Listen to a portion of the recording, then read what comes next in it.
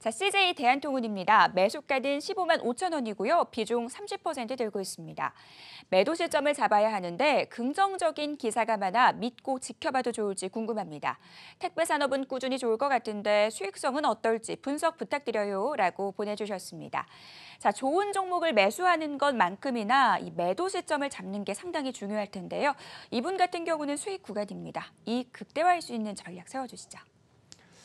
네, 오늘은 이분께 제가 쓴 책을 선물로 드리도록 하죠. 이 책 선물 못 받으셨다고 해서 속상하실 필요 없습니다. 어차피 서점에 깐 책은 아니니까요. 그냥 와우넷에 들어오시면 누구나 읽으실 수 있도록 다 오픈해 놨습니다. 꼭 보시고 이 개인 투자자들은 기술적 분석이나 기본적 분석 굉장히 어렵습니다. 많은 공부를 해야 돼요. 그것보다는 딱 씨앗을 가지고 직관으로만 판단할 수 있는 방법이 오히려 승률을 높일 수 있어요. 꼭 그렇게 한번 시도를 해주시고요. 자, 일단 대한통운에 대해서 분석을 한번 해볼까요? 이 종목은 사실은 꿈과 현실의 괴리가 큰 종목이라고 보시면 됩니다. 지난주에 한번 말씀을 드렸었죠. 꿈과 현실의 괴리가 큰 종목은 어떻다고요? 약간의 충격에도 크게 흔들릴 수 있다라는 말씀을 드렸어요. 커다란 항모하고 조그만 돛담배하고 생각을 하시면 됩니다. 그래서 이 종목은 어떤 꿈이 있는지를 먼저 좀 설명을 드리면, 자, 일단 곤지암을 들 수 있습니다. 곤지암 그럼 벌써 으스스한데요. 네, 곤지암의 물류센터가 조만간 오픈이 되게 되죠. 이게 왜 긍정적이냐면 소위 물류 비용을 조금 더 효율화해서 다른 타사들, 타사 경쟁 그룹하고의 어떤 경쟁력을 높일 수가 있습니다. 아무래도 그럴 수밖에 없겠죠. 그러면서 이제 이 곤지암이 완성되면서 전체 물류 시장의 50% 이상을 점유할 계획을 가지고 있어요. 그렇게 된다는 게 아니라 이 회사가 가지고 있는 꿈입니다. 정말 그렇게 되면 좋겠지요. 하지만 꿈입니다. 어쨌든 곤지암은 현실이고요. 요거 이제 꿈이다라고 보시면 되겠죠. 자, 두 번째는 뭐냐면, 그럼으로 해서 가격을 주도하고 현실화하겠다. 택배 가격을 현실화하겠다.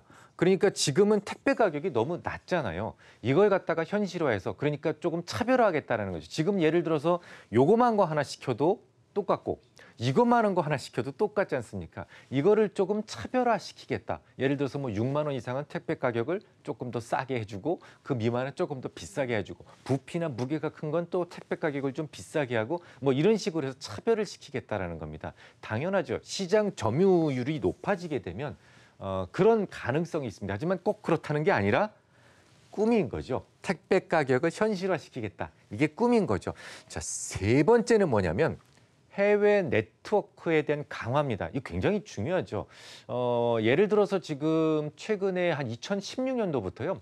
CJ그룹에서는 해외 그룹에 대한 M&A를 활발하게 했습니다. 그래서 연평균 30% 정도의 매출 성장률을 해외 쪽에서 지금 가져왔었거든요. 특히 이제 중국 시장이 굉장히 중요한데 CJ 러킨이라고 하는 그런 그 회사가 있습니다.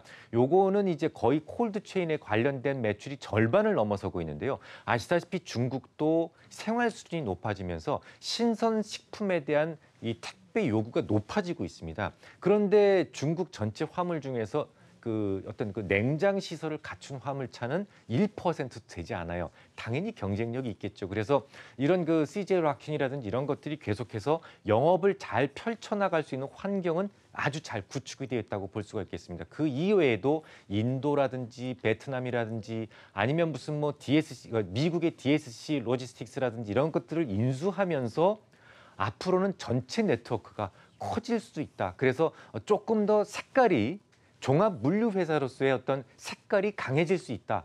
조금 더 그러니까 그 종합 물류 회사로서의 어떤 입지가 강해질 수 있다라는 것이 꿈입니다.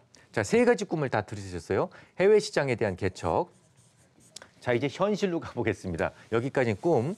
자, 현실은 어떠냐? 지금 택배 회사들이 굉장히 많죠.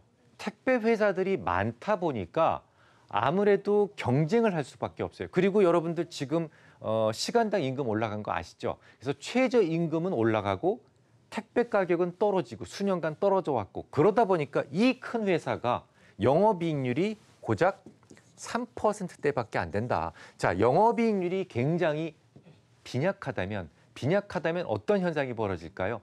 약간의 문제가 생겨도 이거 적자 반전, 그죠? 이런 문제가 생길 수가 있겠죠. 그래서 좀 시장에 의해서 표류할 가능성이 높다. 라는 거고요. 자, 두 번째는 뭐냐면 지금 여러분들 뭐 경주라든지 울산이라든지 김해라든지 이 남쪽 4개 지역에서 물류 대란이 일어난 거 알고 계시죠? 노사 측의 주장이 팽팽하게 맞서면서 무려 2달 동안이나 노사와 지금 대립을 하고 있다는 것이 지금 현실이에요. 자, 지금 꿈과 현실을 여러분들께 다 말씀을 드렸습니다. 어떻게 생각을 하세요? 자, 지금 이 종목이 올라야 된다고 생각하시는 분 한번 손 들어보시죠. 네, 이제 이 종목이 내려야 된다고 생각하시는 분 손 들어보시죠. 제가 볼 때 딱 반반인데요. 맞습니다.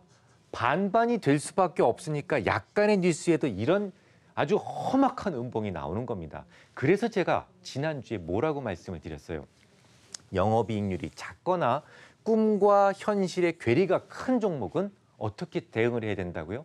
약간의 충격에도 터뷸런스가 있기 때문에 그런 게 우려되기 때문에 크게 빠졌을 때만 매수합니다. 그리고 어느 정도 올라가면 반드시 일부는 정리를 해서 소위 범퍼로 활용을 하셔야 됩니다라는 말씀을 드렸어요. 그리고 또 한 가지 예를 한번 들어볼까요? 제가 기술적 분석도 가끔 말씀을 드리고 있는데 자, 기술적 분석을 잠시 한번 보겠습니다. 기술적 분석에서 중요한 게 뭐냐면 저항을 찾고 지지를 찾는 부분인데요. 저항은 어떻게 찾으라고 말씀드렸나요?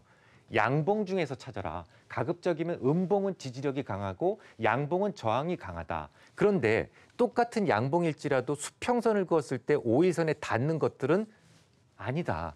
5일선에서 이렇게 동동 떠 있는 것들이 조금 더 확고한 저항의 힘을 갖는다라고 얼마 전에 말씀을 드렸죠.